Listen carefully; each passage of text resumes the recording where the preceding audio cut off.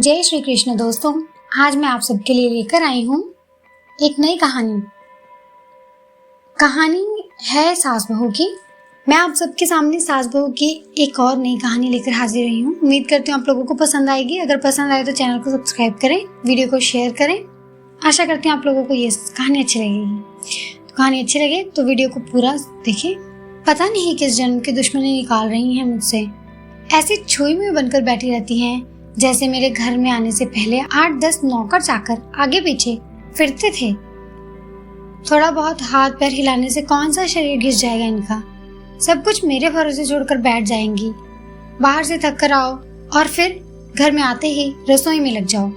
वंदना खींचते हुए अपना सारा गुस्सा रसोई में पड़े बर्तनों पर निकाल रही थी।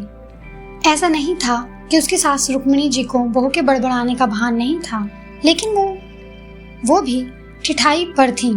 बहू की बड़बड़ाहट को एक कान से सुनकर दूसरे कान से निकाल रही थी। वंदना एक पढ़ी लिखी लड़की थी। उसका सपना था कि वो अपने पैरों पर खड़ी होगी। उसने नौकरी के लिए कई जगह आवेदन भी दे रखा था। इस बीच जब उसके लिए अनिकेत का रिश्ता आया तो उसने साफ साफ कह दिया कि वो शादी इसी शर्त पे करेगी कि उसे शादी के बाद अच्छी नौकरी मिल गई तो कोई उसे नौकरी करने से नहीं रोकेगा। आखिरकार इतना पढ़ने लिखने के बाद वो घर पर नहीं बैठ सकती।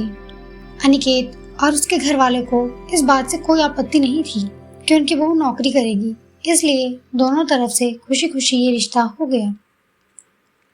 अब शादी के कुछ दिनों बाद ही वंदना का ज्वाइनिंग लेटर आ गया। जिस दिन वंदना ने अपने ससुराल वालों से कहा था कि वो अब नौकरी करेगी तो उसकी सास रुक्मिणी जी ने सारे परिवार के सामने कह दिया था, बहू नौकरी करे इससे मुझे कोई आपत्ति नहीं।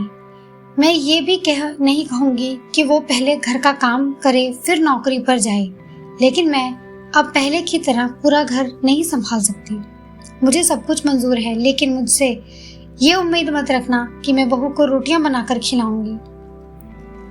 मुझे पता है कि अगर मैं एक बार इस भंवर में फंस गई तो जिंदगी भर नहीं निकल पाऊंगी। उस वक्त सबको रुक्मिणी जी की बातें सुनकर हैरानी तो हुई थी।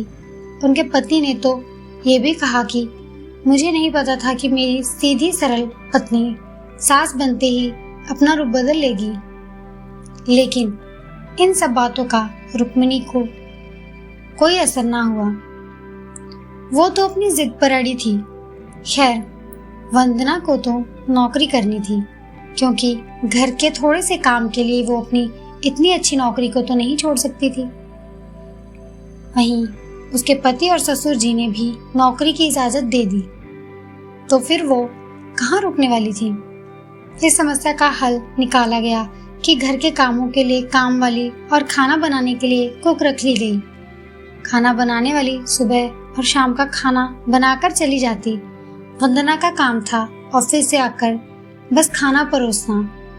यूं ही दिन निकल रहे थे। वंदना की शादी को 2 साल हो चुके थे। अब तो वंदना और बाकी सब घर वालों को इस रूटीन की आदत हो गई थी। लेकिन मुश्किल तो तब होती थी जब कभी खाना बनाने वाली छुट्टी ले लेती थी। ऐसा ही कुछ इन 2 दिनों से हो रहा था, जिस कारण से वंदना खिजी खिजी रहती थी। ऑफिस से आकर रोटियां बनाना उसे बहुत बड़ा बोझ लगता था।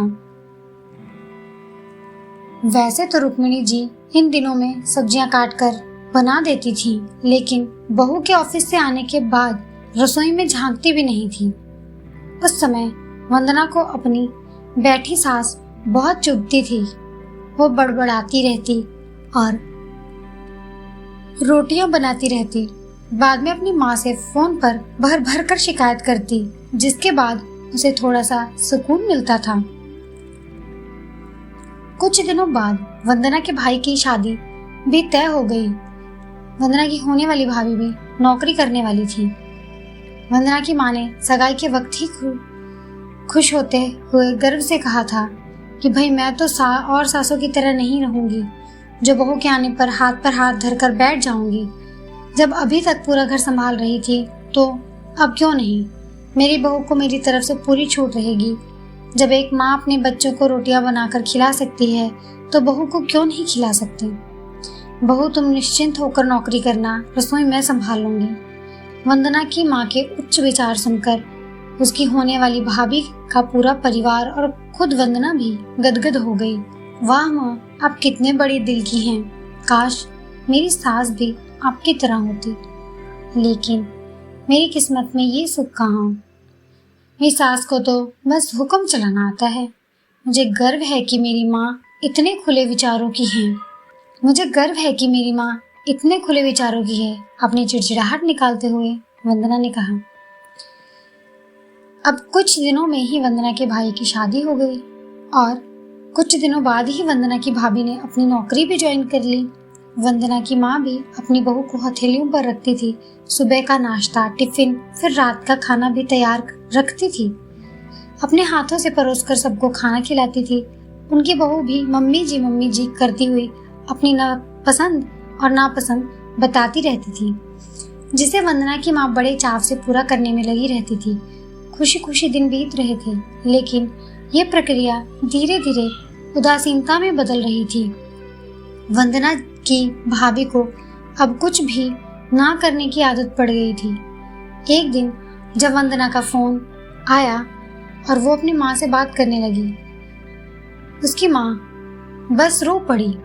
बेटा, मैं इतना करती हूँ तेरी भाभी के लिए, फिर भी उसे मेरी कद्र नहीं। अरे, मेरी दी हुई छूट अब मुझ पर ही भारी पड़ने लगी है। वंदना बोली, क्या हुआ मम्मी, आप ऐसे क्यों बोल रही हैं? आप तो भाभी को मुझसे भी ज्यादा प्यार करती हैं। क्या भाभी ने आपसे कुछ कहा? वंदना बेचैन होते हुए, कुछ क्या बेटा, अब तो सब कुछ वो मुझसे ही कहती है। ऑफिस से आने के बाद एक गिलास पानी के लिए भी मुझे आवाज देती है। नाश्ते में थोड़ी देर हो जाए तो मदद करने की बजाय गुस्सा होकर यूं ही बिना खाए चली जाती है। आखिर मेरा भी तो कुछ आत्मसम्मान है ना, या नहीं? मैं तो उसके लिए बस एक काम वाली बनकर रह गई हूँ। माँ, ये तो बहुत गलत बात है। आप भाई से साफ साफ क्यों नहीं कह देती कि अपनी बीवी की लगाम खींच कर रखे? आप माँ हैं, कोई नौकरानी नहीं। भाभी नौकरी करती हैं, इसका मतलब ये नहीं कि आप पर हुक्म चलाएंगी। गरजते हुए वंदना बोली, किस मुंह से कहूँ बेटा? पहले तो खुद ही मैंने आगे बढ़कर कुल्हाड़ी पर अपना पैर दे मारा, फिर शिकायत किससे करूं? तेरे पापा ने तो कहा भी था कि बहू को ज्यादा छूट दोगी तो बाद में पछताओगी, लेकिन मैं ही बाहर बड़ाई की भूख थी जो अपनी बहू को सिर पर चढ़ा लिया। एक बात कहूँ बेटा, तू चाहे अपनी सास को कुछ भी कह, लेकिन समधन जी का ये फैसला सही था कि वो बहू को रोटियां बनाकर नहीं खिलाएंगी। एक बार वो सबकी नजरों में बुरी जरूर पड़ गई, लेकिन आगे के लिए उन्होंने कम से कम अपना आत्मसम्मान तो बचा लिया। अब ना तो उन्हें कोई ताना दे सकती है और ना ही कोई रिश्तेदार।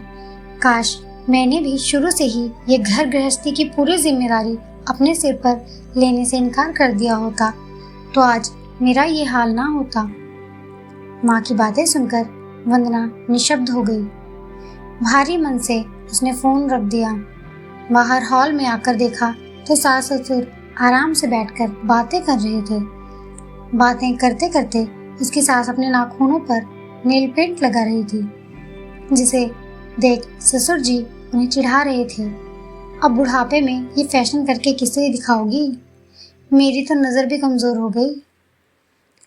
किसी को नहीं दिखाना मुझे, मैं तो अपनी खुशी के लिए लगाती हूँ। सारी उम्र तो घर गृहस्थी में उलझी रही, अब अवकाश का वक्त आया है तो अपने शौक तो पूरे कर लूं। पता नहीं कब भगवान के घर से बुलावा आ जाए। वंदना की सास मुस्कुराते हुए बोली। पता नहीं आज क्यों वंदना अपनी सास की बातों को सुनकर चिढ़ नहीं रही थी, बल्कि वो भी मुस्कुरा उठी।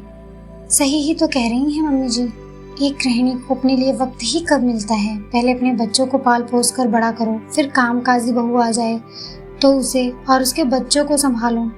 काश मेरी माँ ने भी सास की तरह पहले ही कह दिया होता कि बहू को रोटियां बनाकर नहीं खिलाऊंगी।